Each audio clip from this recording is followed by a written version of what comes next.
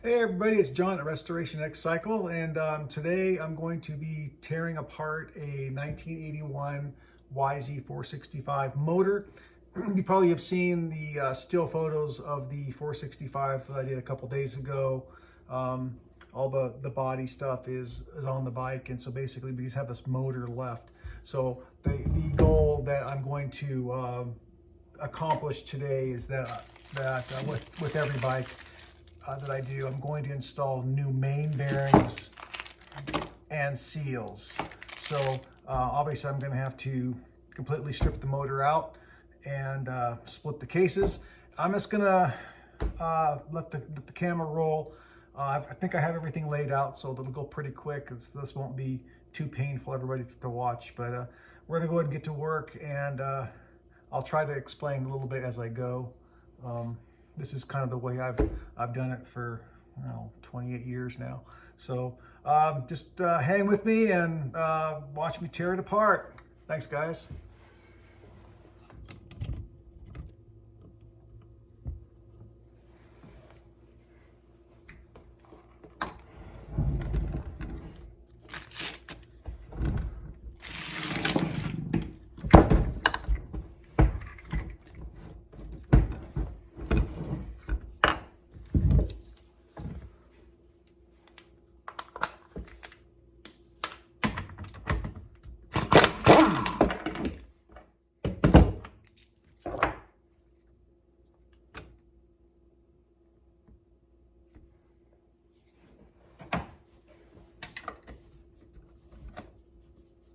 So I just took off the countershaft sprocket, and now I'm going to get into the stator.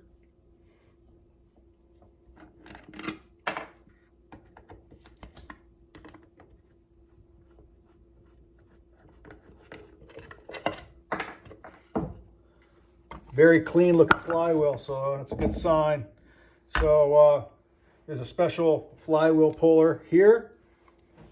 I gotta take off the nut first, which is a 19. And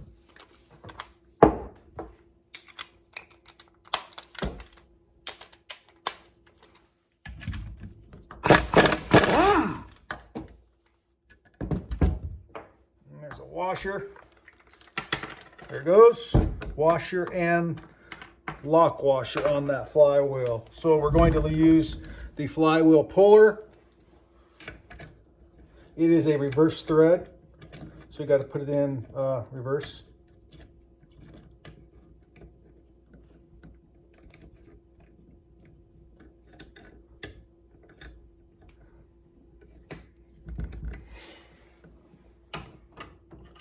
And then you got to make sure you thread it into the flywheel relatively far so that you don't, when you go to pull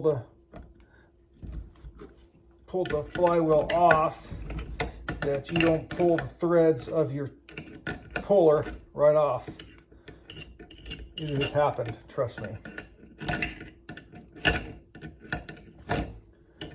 So I'm pretty confident that's a go right there. So we're gonna hand tighten it so that it's got tension, and then we're gonna put a 16 millimeter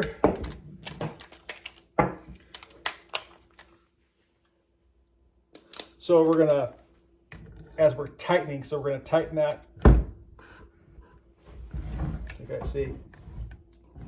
All right, there you go. So very clean looking flywheel here. Usually they're all corroded, rusty. It tells me somebody's been in here, or it's a low hour motor.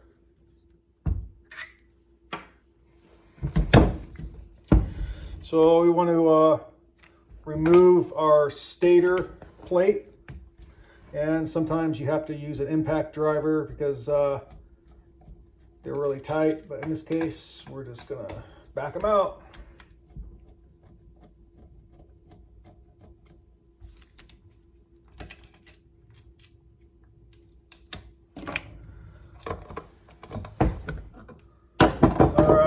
So here goes your stator. It's a remarkably good condition.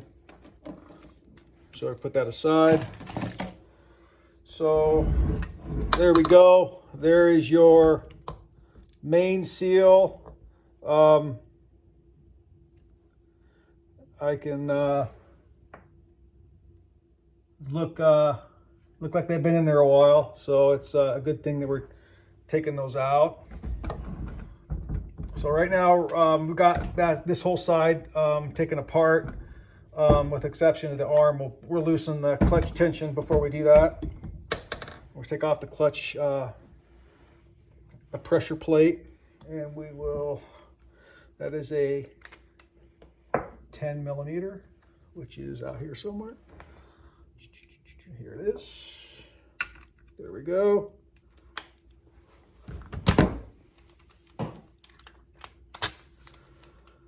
Back those guys out.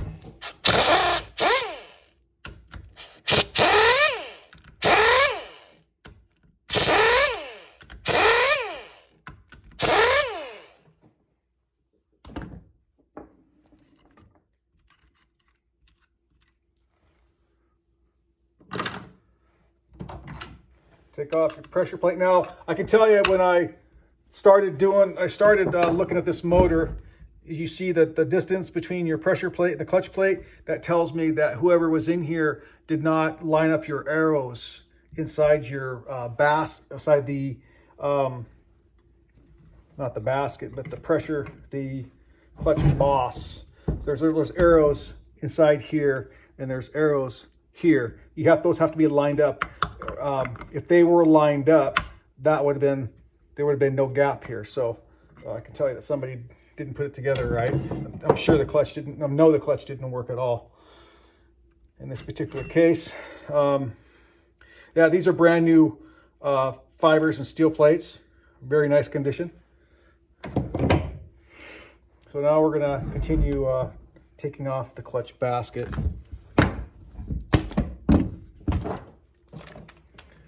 And I can see right now that whoever was in here, they didn't bend over the tab to keep, in case the nut tried to work its way loose. That tab should have been pushed over the nut. That was not done. So we're going to make sure that happens on the reassembly.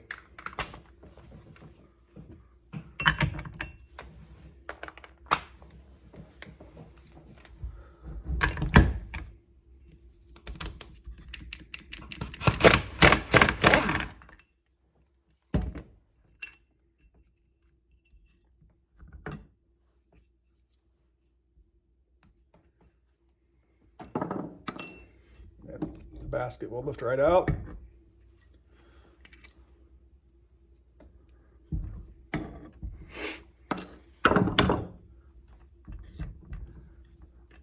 Spacer and then another washer.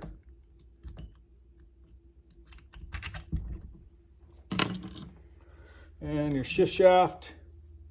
It's a nice, their splines are in good shape, so that's a go. Then we have the idle gear.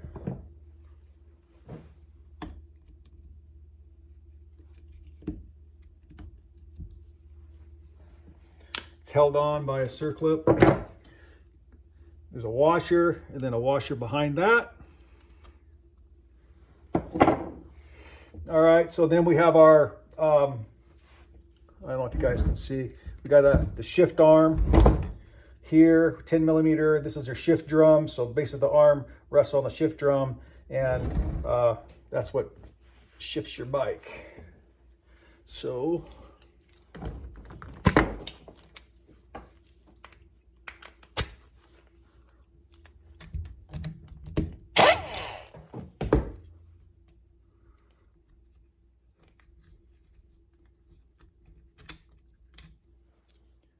okay. Now we have our main gear, and okay.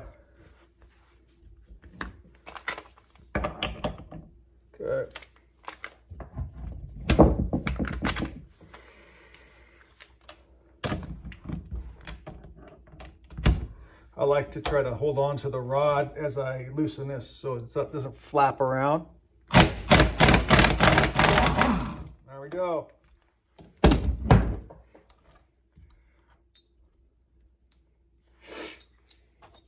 And sometimes you have to gently pry that gear off. You don't want to scar up your gasket surfaces doing this. And we're being pretty successful. It's coming off. It's held on by, there's a key that keeps the gear in place with the shaft.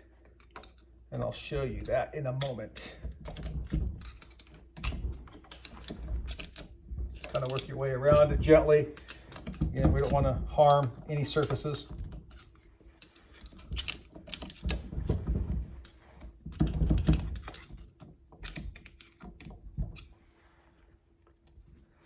Sometimes it's there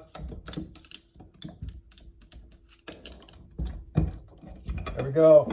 So there's the key that keeps it in place with the shaft.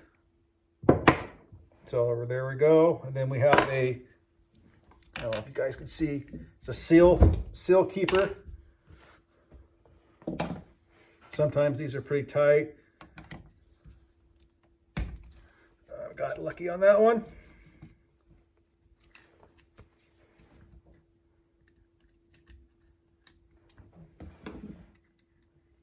Now they drop down inside there.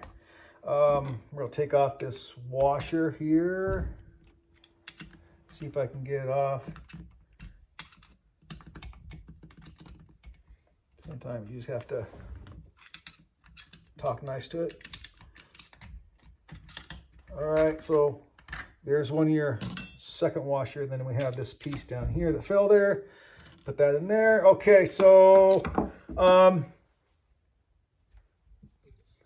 everything is disassembled. I want to take out these case pins. Everything's coming apart pretty nicely on this bike. So I do want to show you one thing that's important. We're going to be splitting the cases here in a moment, but as you see this star, there's little tabs that keep the shift drum in place. We got to make sure when we split these cases, that shift drum, the stars are in between the tabs, or else you're going to break those tabs off. So just be mindful as when we're splitting the cases. You'll see me checking that to make sure I'm not doing any damage.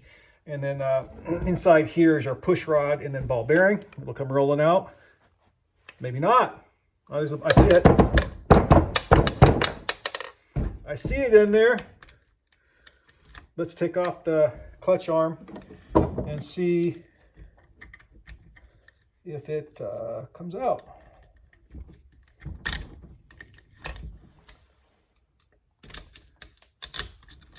There we go.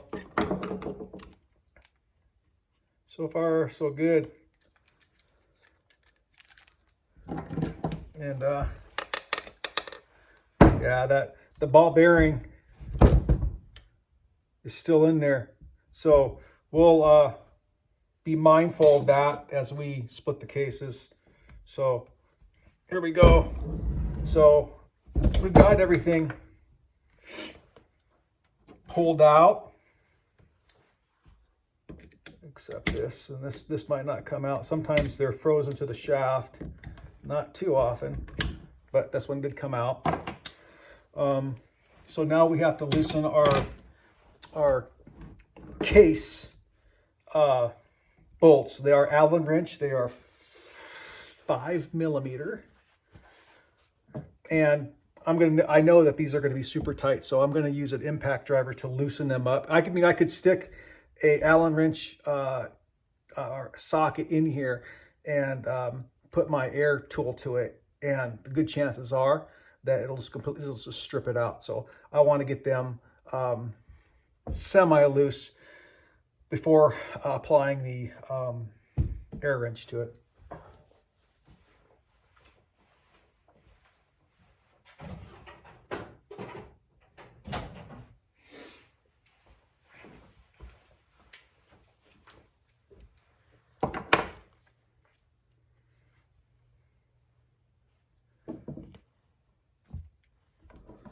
So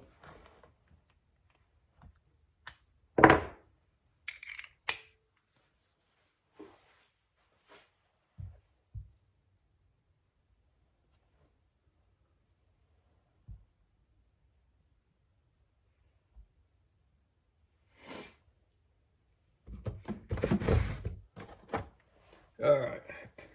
So here's a 5mm Allen, and we're going to want to use this impact driver to loosen them out. See how tight they are. All right.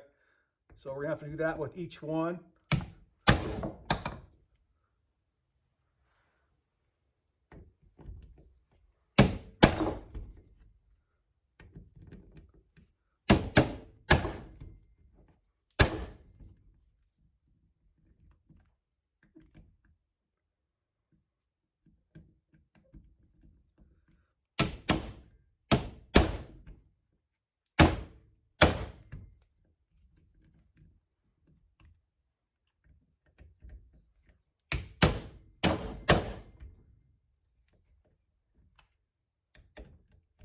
If these do strip out, get the drill and bit. Hardened steel, not be fun. I've done my fair share of drilling.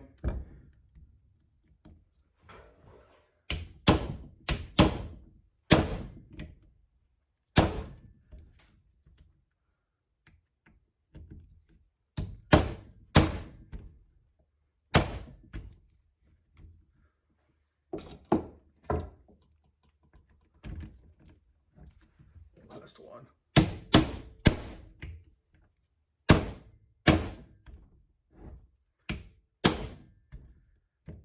Uh-oh, not good.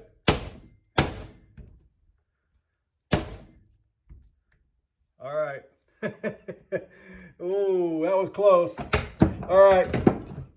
So now I'm gonna just air out the rest of them. Make it a little easier.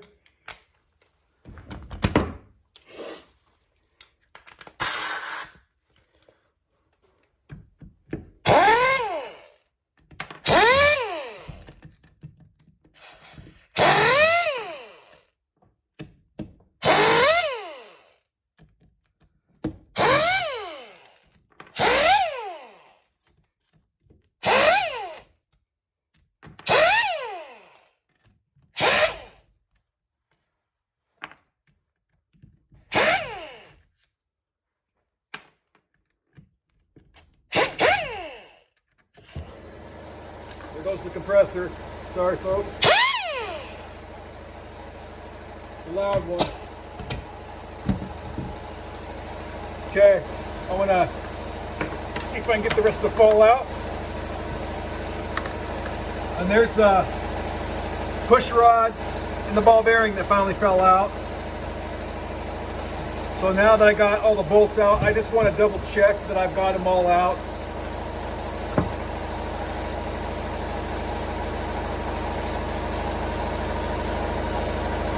All right, they're all out. So the next thing I'm going to do is I'm going to use my Tusk case splitter.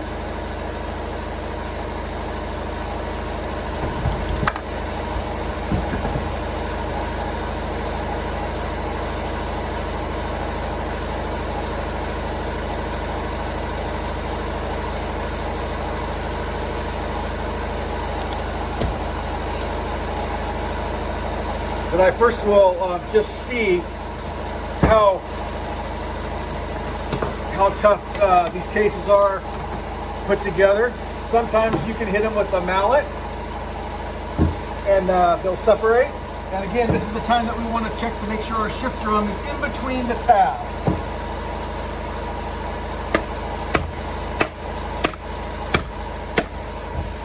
As you see, I don't know if you guys see, it's already splitting.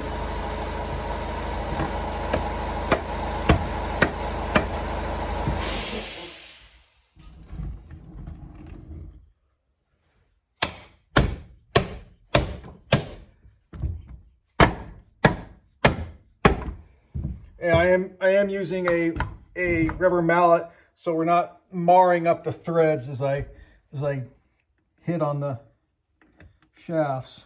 Now there is a Tusk case splitting tool that I do have, but I always check because the setup time is just a little bit longer to set it up. there's no harm in doing this the way I'm doing it.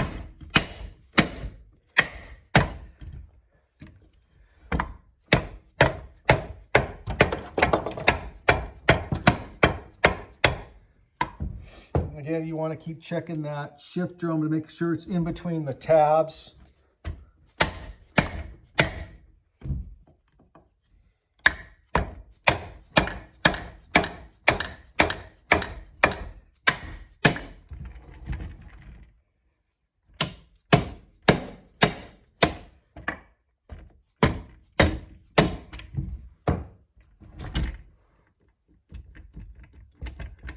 We're almost there.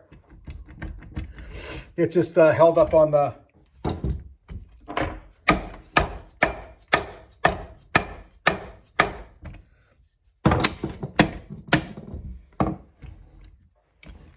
there we go. So we'll find out. See, the transmission wanted to stay on that side, so we'll just lay it over. I can tell you at first glance that these main bearings have never been replaced. Here's your transmission. Pretty simple. Just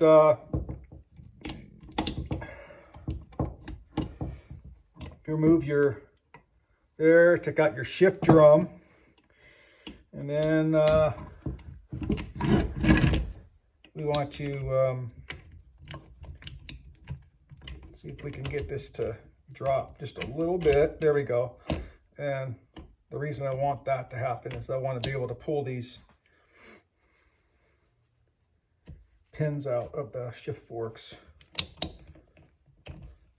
Let's see.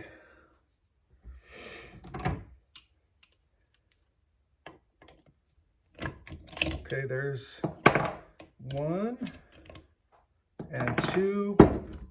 And in that case, now we'll have your shift forks. And you're say, oh boy, which direction? What? How do those shift forks go on? Yes, they go in a certain order.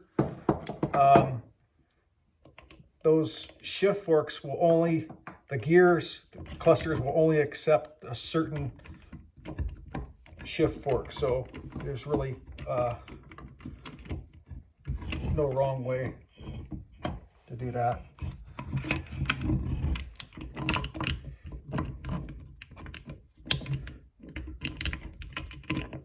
All right,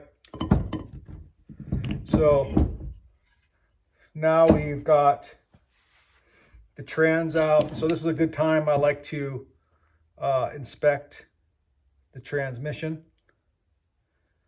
Obviously it's a 5-speed. Those teeth on these gears are outstanding. You can tell it's a very low hour bike. They're not sharp. There's no wear on the edges or roundness. In fact, you could still see the machining marks in the teeth. So it's a good transmission.